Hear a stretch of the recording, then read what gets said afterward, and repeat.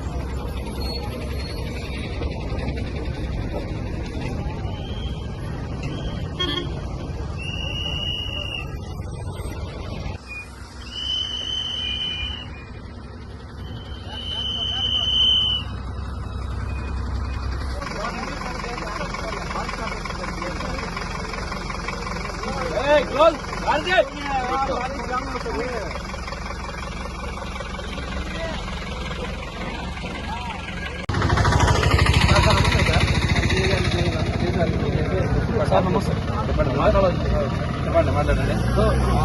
వీళ్ళు మామూలు ఉండరు కదా సార్, సివిల్ వాళ్ళకి ఈరోజు పర్మిషన్ లేకుండా శివస్వాముల కన్నా ఏమన్నా ఎక్కువ చేసి వాళ్ళకి తిరుగుడు ఇవ్వాలి కదా సార్, వాళ్ళకన్నా పర్మిషన్ ఇప్పియండి. బాగుంటుంది మాట్లాడి చెప్తాను అంత విషయం సార్, ఆఫీసర్తో మాట్లాడి చెప్పాలి.